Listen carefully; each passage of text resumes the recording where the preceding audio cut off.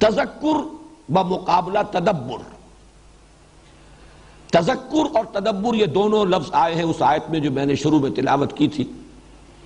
کتاب انزلناہ الیک مبارک لیدبروا آیاتہ ولیتذکر اولو الالباب. ایک آیت میں یہ دو لفظ جمع ہو گئے. علیحدہ علیحدہ تدبر اور تذکر یہ تو بہت مرتبہ آیا. تذکر کا لفظ تو بہت کثرت سے آیا, اس کی میں خاص جو وجہ ہے وہ بیان کر دوں گا. لیکن ان دونوں کا مطلب کیا ہے؟ ایک سطح ہے قرآن حکیم سے ہدایت اخذ کر لینا, نصیحت اخذ کر لینا, جو اصل حاصل ہے وہ لے لینا, جس کو کہ مولانا روم نے کہا ماذ قرآن مغزہا برداشتے. جو اصل مغز ہے وہ تو ہم نے لے لیا. قرآن کا اصل مغز کیا ہے؟ ہدایت. اس کے لیے جو لفظ استعمال کرتا ہے قرآن اس مرحلے پر, ہدایت کا یہ مرحلہ تذکر, اور تذکر بنا ہے لفظ ذکر سے. تذکر کہتے ہیں یاد دہانی. اب اس کا تعلق بھی اسی بات سے ہو جائے گا جو میں قرآن کے اسلوب استدلال کے بارے میں عرض کر چکا ہوں کہ بنیاد یہ ہے کہ قرآن مجید جن اصل حقائق کی طرف رہنمائی کرتا ہے, جو ما بعد طبیعتی حقیقتیں ہیں, جن حقیقتوں کی طرف رہنمائی کرتا ہے وہ فطرت انسانی میں مضمر ہیں. صرف یہ کہ ذہول ہے, نسیان ہے, پردے پڑ گئے. جیسے آپ کو کوئی بات کبھی معلوم تھی لیکن بہت عرصہ گزر گیا, اب ادھر دھیان نہیں ہوا, وہ کہیں آپ کے یادداشت کے ذخیرے میں کہیں گہری اتر گئی ہے, اب کبھی یاد نہیں آتی. کوئی آپ کا دوست تھا, کسی زمانے میں بڑی گاڑی چلتی تھی, صبح و شام ملاقاتیں تھی, اب بہت طویل عرصہ ہو گیا, اب کبھی اس کی یاد نہیں آئی. یہ نہیں کہ وہ آپ کو یاد نہیں رہا, معلوم نہیں رہا, لیکن یہ کہ ذہن ادھر نہیں ہے, ذہول ہے, نسیان ہے, توجہ ادھر نہیں ہے, کبھی ادھر ذہن منتقل ہی نہیں ہوتا. لیکن اچانک کسی روز آپ اپنا ٹرنک کھولتے ہیں تو اس میں سے کوئی رومال, کوئی قلم جو کبھی اس نے دیا ہو آپ کو, وہ اگر برآمد ہو گیا فوراً آپ کو اپنا دوست یاد آ جائے گا. یہ فینومینن ہے تذکر. تذکر جو ہے وہ تعلم نہیں ہے. تعلم کہیں گے کوئی علم حاصل کرنا, نئی بات جاننا. تذکر ہے پہلے سے حاصل شدہ علم جس پر کوئی ذہول اور نسیان کے پردے پڑ گئے تھے, ان پردوں کو ہٹا کر اس کو اندر سے برآمد کر لینا.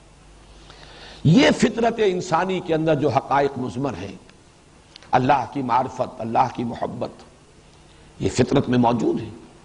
پردے پڑ گئے, دنیا کی محبت غالب آ گئی ہے, دنیا کی دلچسپیوں نے, وہ جو فیض کا شعر ہے, دنیا نے تیری یاد سے بیگانہ کر دیا. یہاں کی دلچسپیاں کہہ لیں, یہاں کے مسائل کہہ لیں, یہاں کی مشکلات کہہ لیں, یہاں کی مصروفیات کہہ لیں, مشاغل کہہ لیں, اس کی وجہ سے ذہول ہے, پردہ پڑ گیا. اب تذکر یہ ہے کہ وہ ذرا پردہ ہٹا دیا جائے, تازہ ہو جائے. وہ جو حفیظ کا مصرع ہے, آؤ سجدے میں گرے لوح جبیں تازہ کریں. اس اپنی یادداشت کو رینیو کرنا, اپنی فطرت میں مضمر حقائق کو پھر اجاگر کر لینا, یہ تذکر ہے. اور قرآن کا اصل ہدف یہی ہے, اور اس اعتبار سے قرآن کا دعویٰ ہے. سورہ قمر میں 4 مرتبہ یہ آیت آئی ہے, وَلَقَدْ يَسَّرْنَا الْقُرْآنَ لِلذِّكْرِ فَهَلْ مِن مُدَّكِرٍ. اس تذکر کے لیے ہم نے قرآن کو بہت آسان بنایا ہے. کوئی بہت گہرائی میں غوطہ غنی کرنے کی ضرورت نہیں ہے, غوطہ زنی کی.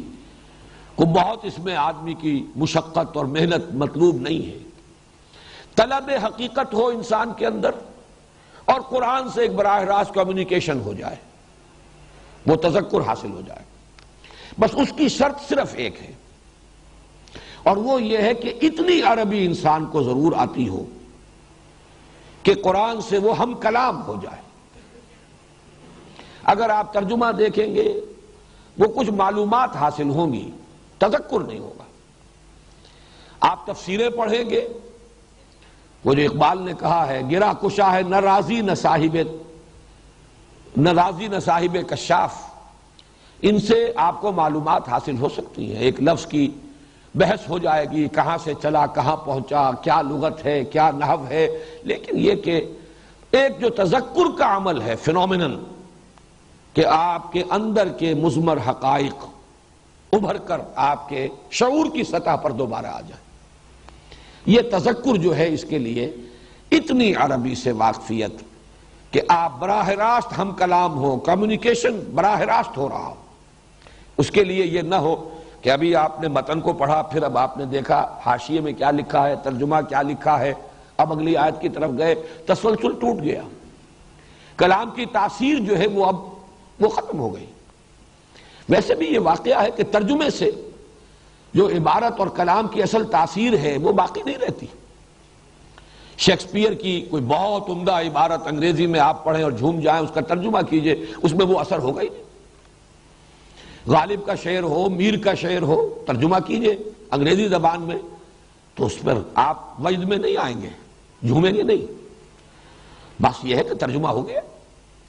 اس اعتبار سے عربی زبان کا اتنا علم، یہ تذکر کے لیے واحد شرط ہے، بلکہ واحد نہیں دو کہنا چاہیے۔ حسن نیت، طلب ہدایت ہو، کوئی تعصب کی پٹی بندھی ہوئی نہ ہو۔ نمبر دو، عربی زبان کا اتنا علم کہ آپ براہ راست اس کے ساتھ ہم کلام ہو رہے ہو۔ دو شرطیں پوری ہو جائیں، تذکر ہو جائے گا۔ وَلَقَدْ يَسَّرْنَا الْقُرْآنَ لِلذِّكْرِ فَهَلْ مِن مُدَّكِرٍ۔ اسی لیے قرآن مجید دیکھیے، لفظ آیت میں نے بیان کیا تھا، یہ مضامین کچھ دوہرا کر آ رہے ہیں ہماری اس گفتگو میں، لیکن مختلف عنوانات کے تحت میں نے ان کو مرتب کیا ہے تاکہ سہولت کے ساتھ اور ایک ترتیب کے ساتھ ذہن میں رہ سکے۔ لفظ آیت کا مفہوم یہی، آیت کسے کہتے ہیں؟ نشانی، آیات آفاقی، آیات انفسی، آیات قرآنی۔ آیت کا مطلب یہ نشانی، نشانی اسے کہتے ہیں جس کو دیکھ کر ذہن کسی اور شے کی طرف منتقل ہو جائے۔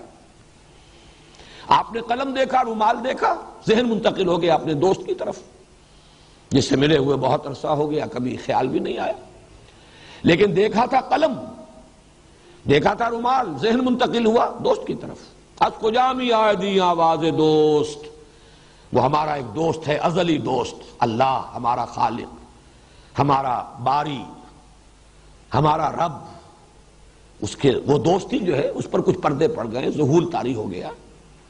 قرآن آتا ہے اس دوست کی یاد دلانے کے لیے۔ از کجا می آئے آواز دوست، یہ ہے در حقیقت تذکر۔ البتہ تدبر، گہرائی میں غوطہ زنی، قرآن میں ہو غوطہ زن اے مرد مسلمان۔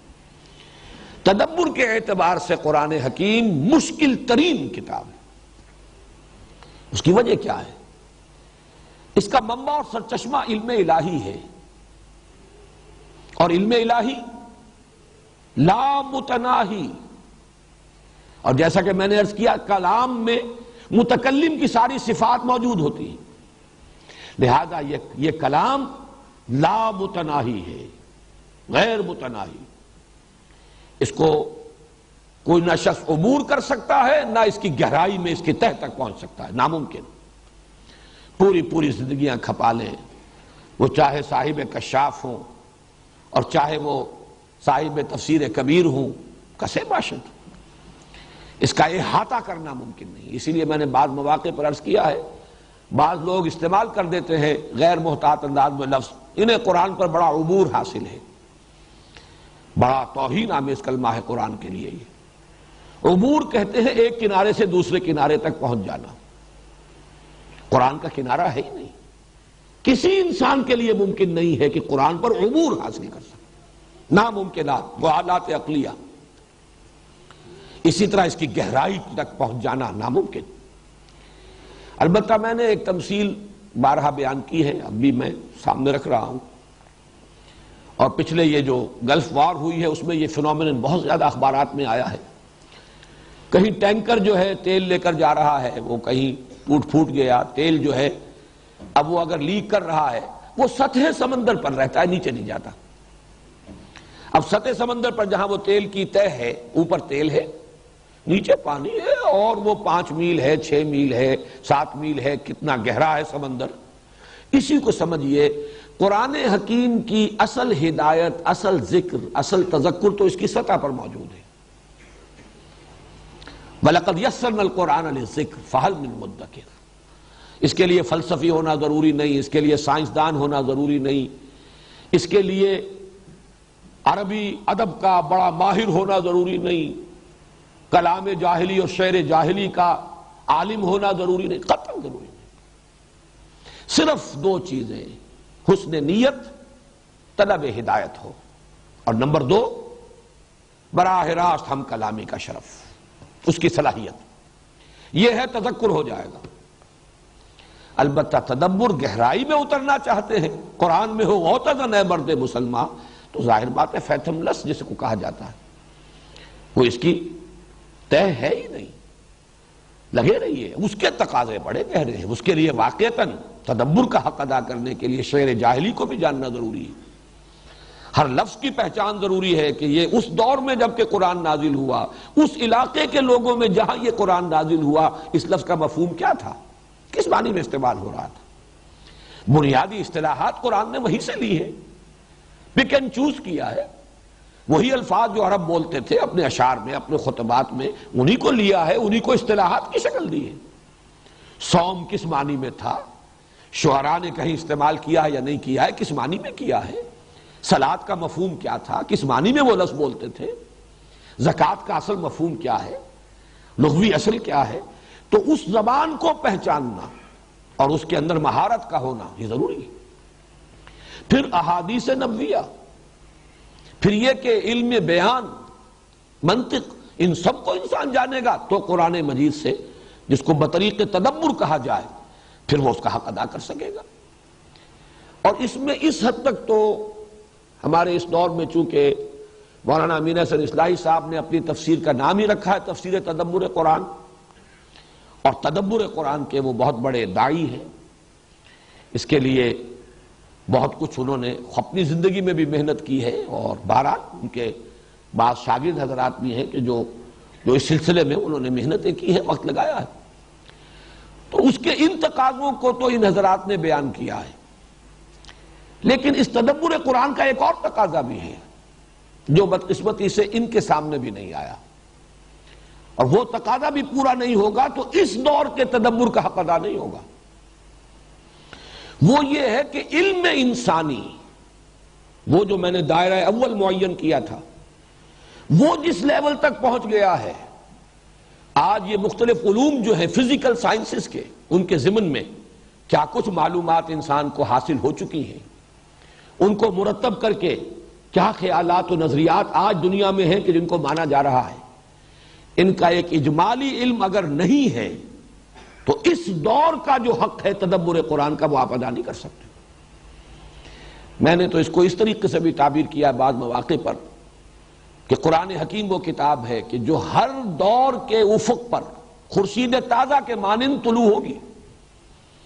آج سے 100 برس پہلے کا قرآن اور آج کا قرآن فرق ہوگا، کس معنی میں؟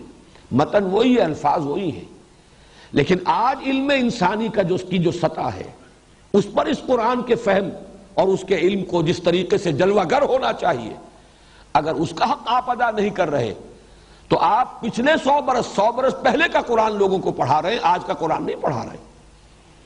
جیسے اللہ کی کیفیت، اللہ کی شان ہے کل یوم ہوا فی شان، اسی طرح قرآن حکیم ہے کہ کم سے کم اس اعتبار سے جو اس کا علم ہے، اس کا فہم ہے، اس کا تدبر ہے۔ اسی طریقے سے مثلا قرآن کا دوسرا موضوع ہے ہدایت عملی کے ضمن میں، اقتصادیات میں، سماجیات میں، نفسیات انسانی میں جو رہنمائی، جو حقائق، جو معارف قرآن میں ہیں، آپ انہیں کیسے سمجھیں گے؟ قرآن کی اقتصادی تعلیمات کی اصل قدر و قیمت، ان کی اصل ایویلیویشن کیسے ممکن ہے جبکہ انسان جانتا نہ ہو کہ آج کے اقتصادی مسائل کیا ہیں، آج کی اقتصادیات کے اصول و مبادی کیا ہیں، یہ جو کرنسی چلتی ہے اس کی اصل حقیقت کیا ہے، پیپر کرنسی، اس کی حقیقت کیا ہے، آج جو بینکنگ کا نظام ہے وہ ہے کیا، اس کی اصل کیا ہے، اس کی بنیاد کیا ہے، کس طرح جکڑا ہوا ہے کچھ لوگوں نے پوری اس نوع انسانی کو اس وقت اس شکنجے کے اندر۔ اس حقیقت کو نہیں سمجھیں گے تو ظاہر بات ہے کہ آج کے دور میں جو قرآن حکیم کی اقتصادی تعلیمات ہیں ان کو واضح کرنے، ان کی تبیین، ان کی توضیح کا حق ادا نہیں ہو سکتا۔ اس اعتبار سے تدبر قرآن واقعہ یہ کہ وہ تو اب تو کسی ایک انسان کے بس کا روگ ہی نہیں رہا، وہ تو کوئی جماعت، بہت بڑی جماعت۔ اسی لیے میرا جو یہ کتاب چاہے مسلمانوں پر قرآن مجید کے حقوق، اس کا جو چیپٹر ہے تذکر اور تدبر کے فرق پر، اس میں نے تصور پیش کیا ہے ایسی یونیورسٹیز قائم ہو جن کا ایک شعبہ تو مرکزی ہو، جو شخص بھی اس یونیورسٹی کا طالب علم ہو وہ عربی زبان پڑھے، قرآن پڑھے۔ باقی یہ ہے کہ کوئی نفسیات کا شعبہ ہے اور کوئی اقتصادیات کا شعبہ ہے، کوئی فزکس کا شعبہ ہے، کوئی کیمسٹری کا ہے، کوئی ایسٹرونومی کا ہے، جو بھی شعبے ہوں وہ پڑھیں، تب معلوم ہوگا کہ اس شعبے میں آج انسان کہاں کھڑا ہے اور قرآن کیا کہہ رہا ہے، فلاں شعبے میں آج مسائل کیا ہیں جن سے نوع انسانی دوچار ہے، اس کے ضمن میں قرآن کی ہدایت کیا ہے۔ تو یہ تو مختلف ڈپارٹمنٹس، مختلف شعبے، یہ کہیں جا کر مل جل کر اس ضرورت کو پورا کر سکتے ہیں کہ جو آج کے انسان کی ضرورت ہے تدبر کے اعتبار سے۔ تو تذکر اور تدبر، اور ان دونوں کے اعتبار سے ایک پہلو سے قرآن آسان ترین کتاب، ہماری فطرت کی پکار ہے۔ میں نے یہ جانا کہ گویا یہی میرے دل میں تھا، کوئی حجاب ہے ہی نہیں۔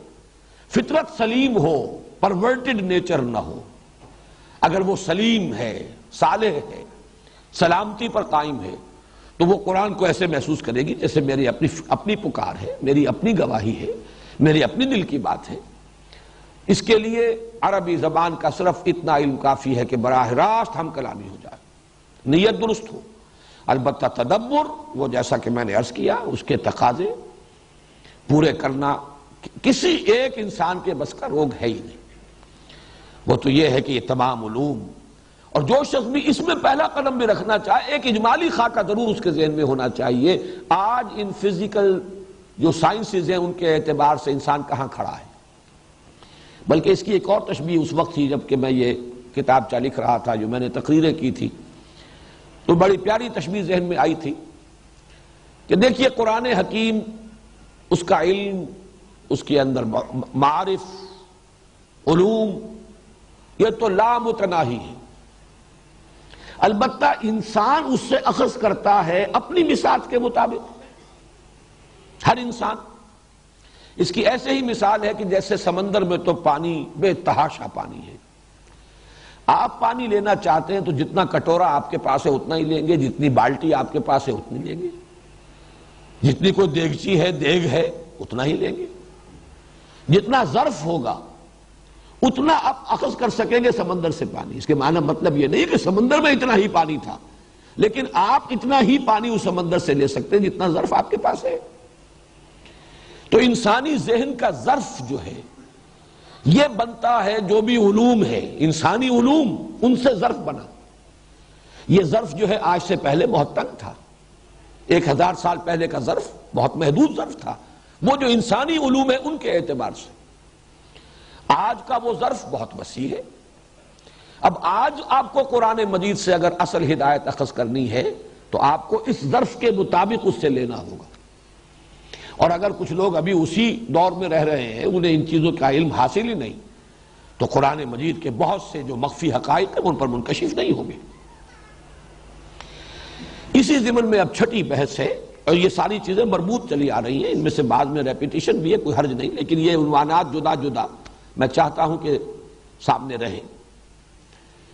سائنسی علوم کے جو ریفرنسز قرآن حکیم میں ہیں اور جو عملی ہدایات قرآن حکیم میں ہیں، ان کا ایک فرق تو میں واضح کر چکا جب قرآن کا موضوع میں نے اس پر گفتگو کی۔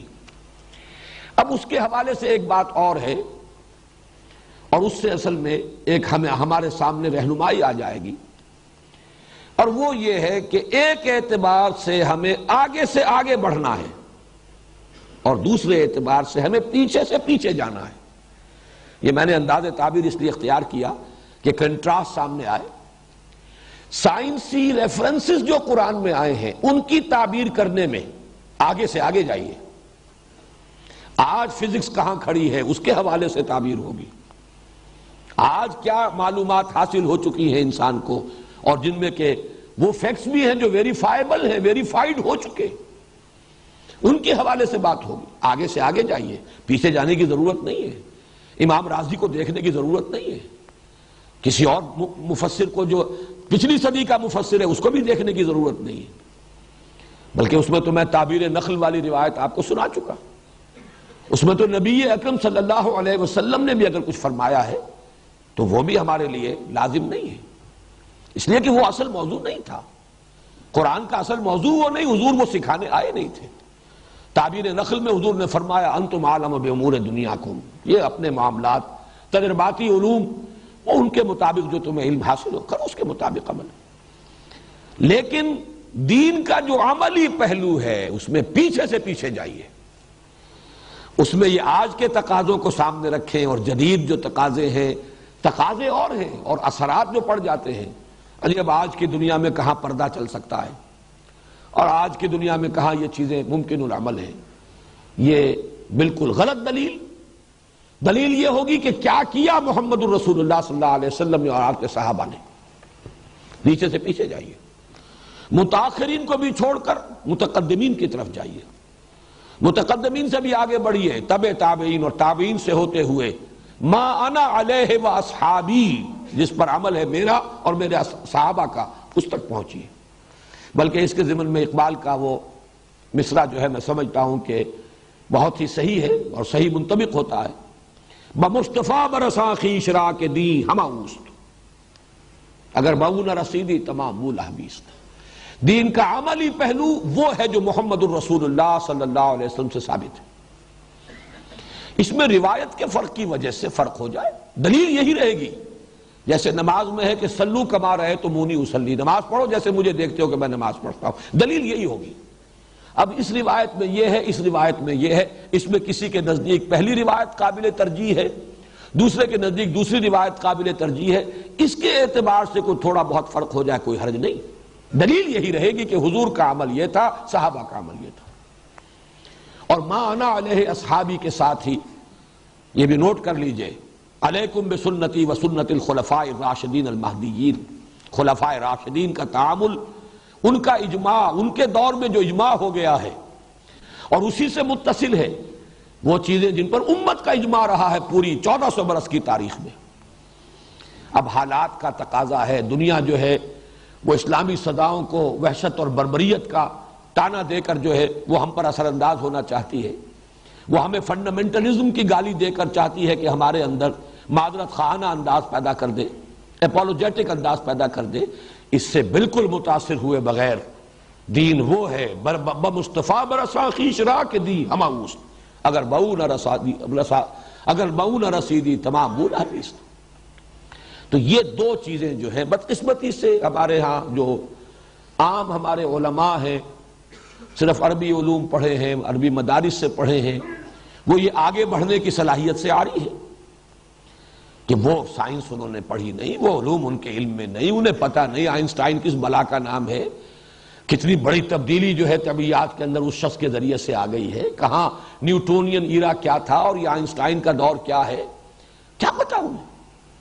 آج کائنات کا تصور کیا ہے، آج اس کی اصل حقیقت جو ہے اسٹرکچر آف ایٹم کیا ہے، اس کے بارے میں کیا ہے، کیا کیا چیزیں ہیں۔ اور وہ ایٹم تو غیر بڑی پرانی بات ہو گئی، اب تو نہ معلوم اس کے جو اور نیوٹرونز اور پروٹونز اور فوٹونز اور نہ معلوم کیا کیا ایسے ذرات کہ جن کا کہ پہلے جو اب ہم پڑھ رہے تھے فزکس، ابھی تو ایٹم تک ہی بات آئی تھی، نیوٹرونز اور پروٹونز تک، اب تو نہ معلوم اس سے کہیں 1 ملینتھ والا معاملہ جو چلا گیا ہے کہیں کسی نیوٹرون کا بھی۔